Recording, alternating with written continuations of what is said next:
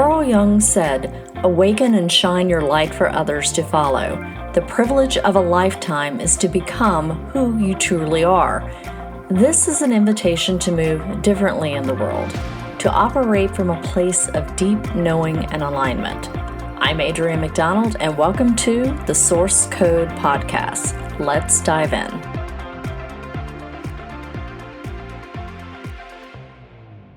Hello, beautiful humans, and welcome back, or welcome if it's your first time. Thanks to everyone that reached out about Hurricane Helene. We are fine. We are safe. We came through this just fine, unlike a lot of people in my community.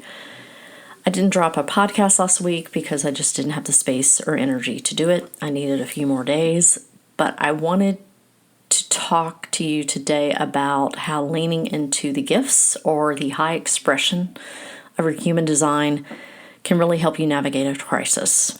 Now, y'all know I don't normally do trigger warnings, but I am going to be talking a little bit about the hurricane today.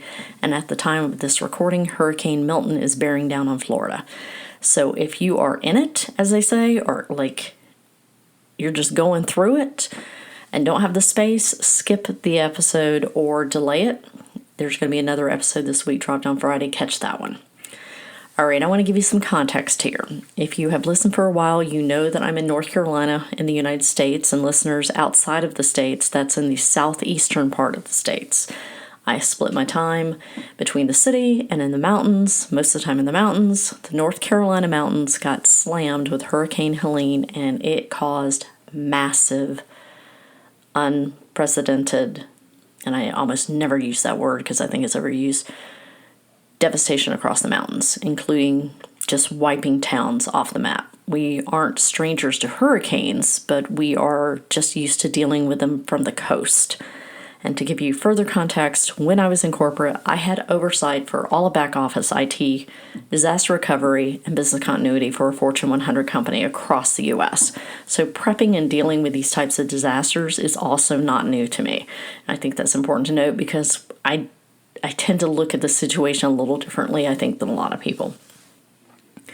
So when the hurricane hit, I happened to be in the city because I was supposed to go to Asheville, ironically, one of the towns that was really, really devastated. And I had delayed my trip because I was like, there's probably going to be some slight flooding, and I'll just wait till the following week. The mountains had a lot of rain prior to Helene arriving, and all of that just created this perfect scenario for a level of devastation that I don't think anyone really thought could happen or would happen. And we have a lot of friends in the mountains, so it thus began the waiting game to hear from people if they are safe. And the state of things, we still have not heard from some people. And there was about 6 days of basically not knowing if the cabin was even standing. And initially I wasn't too worried about that, but then reports and pictures started filtering in, and the level of devastation was really shocking to me, especially of things that were really close to us. So that had me anxious, while also being just gutted for the people that we knew personally that had lost so much, and the community around us that had lost so much. Now let's talk about my design. I am a 3-5 generator with emotional authority. I have definition of my root, sacral, spleen, emotional center, and identity centers. I'm undefined in my ego, ajna, head, and I'm totally open in my throat. I have 17 in my personality sun, which the gift is farsightedness, and my view is probability. And what does all this mean? And I'm going to be talking through the lens of my design, but you can always grab your chart because as we talk through this, you probably glean some ideas of how you can look at your own in times of crisis. So I'm a power plant of energy that loves to solve problems because I can see patterns very easily. And I'm usually pretty solid in a crisis as long as I've got framework data to work with.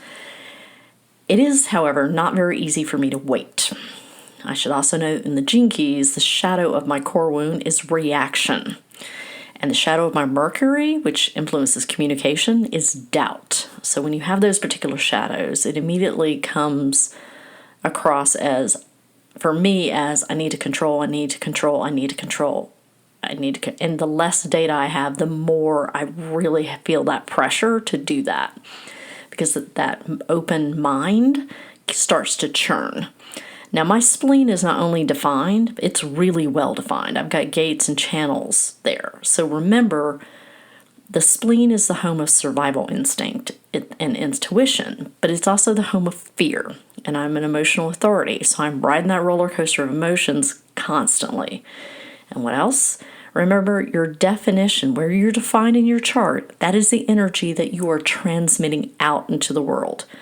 Now, my ajna, or mind, and head are open, and our open centers are where we are the most easily influenced. So for all the training I've had, for all the studying I've done, yes, there are still times that I still operate in the shadow. And I had a really hard time not being reactive. The social media doom scrolling, and I was justifying it by saying that I need to keep up with everything. And, look at that open mind just gobbling up all that crap and feeding the fear in my defined spleen, and I'm pumping it out into my emotional wave. It was fun times in my house. After a couple of days of not really sleeping or feeling like a trapped racehorse in a stall, James started giving me the look. And, see, James has an undefined spleen and emotional center. So he was really tired of taking on my crap, the energy of my crap. And he now has the awareness of where he just looks at me and tells me, this is not my shit. This is your shit. Handle it. So I had a little talk with myself. And the first thing I did was like, okay, let's feel into this. And my mind was screaming, what are you doing? We need to control. We need to figure this out. We need to do the things. Like we need more data. We need more data. We need more data. That racing. And I was like, all right, so my body's completely disconnected and locked down. And how do we make decisions the most effectively? Not with our mind, by feeling into things with our body and using our authority. And again, mind's emotional authority. So I need to ride the wave and come to a neutral state before making major decisions. So for me, personally, I returned to my somatic and shamanism practice to right the ship. So that was breath work, that was body work, that was shamanic journeying, because my nervous system was badly out of whack. And I should say that, keep in mind, it was not like I was in the thick of it in a devastated area at the time. I was safe in the city, okay? Survival instinct, completely different conversation, all right? So let's just put a pin in that. Once I did that, then I could come back to a more neutral state. Now, if you're out there saying, oh my God, people are trapped and without houses and without water and without electricity, and the answer is, like, you're working on yourself, are you kidding me? And the answer is absolutely yes. Yes. Because when I am in a solid, high expression state, I'm an extremely solid port in a storm. I am the lighthouse in that, because the highest expression of my design enables me to put out the energy where people around me feel grounded and emotionally cared for. It allows me not to pop off and be reactive when people are making things political or sending me conspiratorial things. And my Mercury communication gift, the discerning questioner, it enables me to help people ask better questions, bigger questions, strategic questions. It enables me to explain complex, nuanced scenarios to people so they can understand them, even when they're visibly upset, because I know it has nothing to do with me. It helps me guard my open centers against being drawn into drama triangles. Enables me to rally the troops, not to focus on the doom scrolling, and enables me to use that gift of farsightedness and innovation to help my community long term after the news has turned its focus to something else. That's why I did that. This is the power of knowing yourself so well.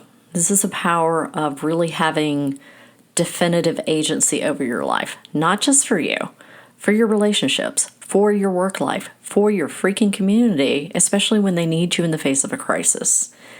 pay attention to your chart. If you don't have your chart, you can grab a copy of one off my website. Look at your undefined centers. That's where you're being influenced.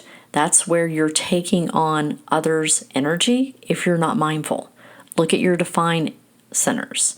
That's the energy that you're putting out into the world, where you're influencing other people. Are you operating in the shadow? Are you operating in the gift?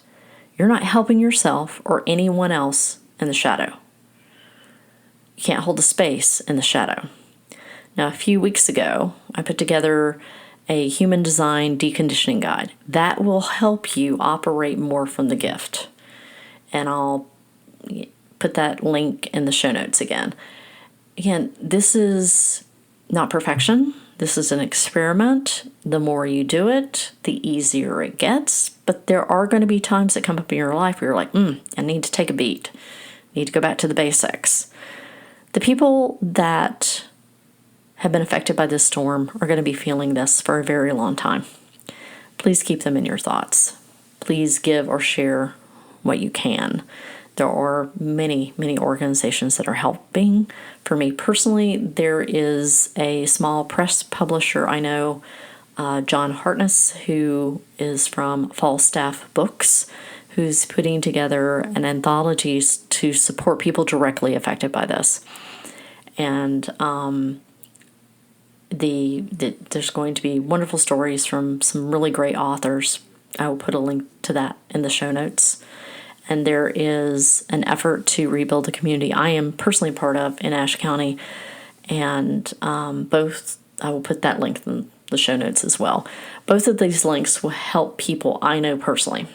So I appreciate all the thoughts and prayers. And remember, even in the face of crisis, to find beauty every day and seek and find the magic in the mundane. Thank you for listening to the Source Code Podcast. If you found this episode insightful and feel moved to, please leave a review and share it out with those you believe will find it helpful. You can check out my website for more information at www.adrianmcdonald.com. And for more of my more regular musings, connect with me on Facebook, Instagram, Threads, and LinkedIn. I hope you have a beautiful week.